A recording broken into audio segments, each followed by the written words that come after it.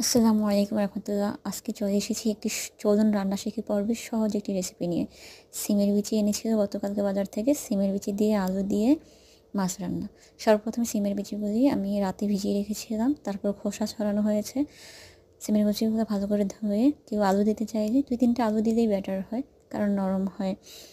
আলু দিয়ে লবণ, মরিচ আর হলুদ দিয়ে আমি সিদ্ধতে বসিয়ে দিলাম।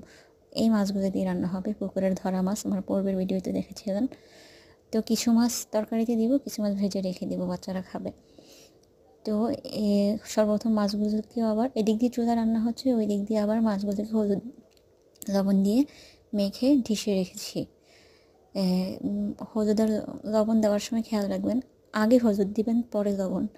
কেউ যদি আগে লবণ দেন তাহলে মাছের হলুদের কালারটা থাকে না। তারপর গরম কড়াই বসাইলাম, কড়াইতে কড়াই বসাইলাম চুলাতে। তো এটা গরম হওয়ার পরে মাছগুলো দিয়ে দিব। মাছ যেহেতু আজকে বেশি, 2 কড়াইতে ভাগ করে দিয়েছি। একটা কড়াই ছিল, একটা প্যান ছিল।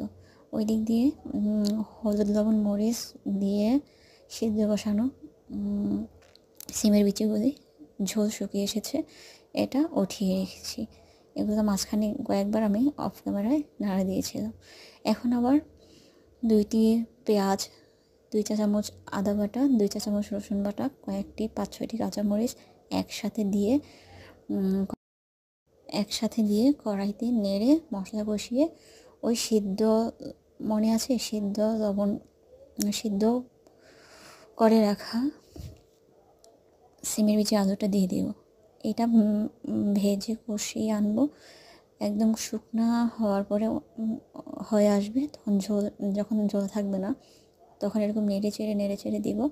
ওই দিক দিয়ে আমি আরেক চুলায় রাইস কুকারে আমি গরম পানি বসিয়ে দিয়েছি। এখানে তরকারিতে গরম পানি ব্যবহার করলে তরকারি সুস্বাদু হয়, ক্যাচড়া হয়ে যায় না। আবার অনেকেই তরকারিতে নর্মাল পানিও দিয়ে থাকেন। তারপর আমি গরম পানি দিয়ে দিলাম 3 মগ, ছোটো মগে 3 মগ গরম পানি দিলাম। তারপর নেড়ে চেড়ে দিয়েছি।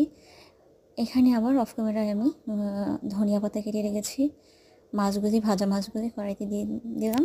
তারপর ধনিয়া পাতা ওপরে ছিটিয়ে দিয়ে দিলাম।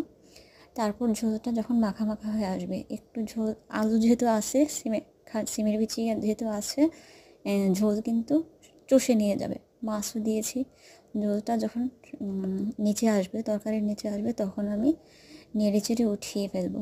আর আমি রান্নার শেষে নাড়া দেওয়ার সময় সবসময় একটা দোয়া করি, হে আল্লাহ, এই খাবারের ভালোই মঙ্গল আমাদেরকে দেন, এই খাবারের খারাপ হতে আমাদের হেফাজত করুন।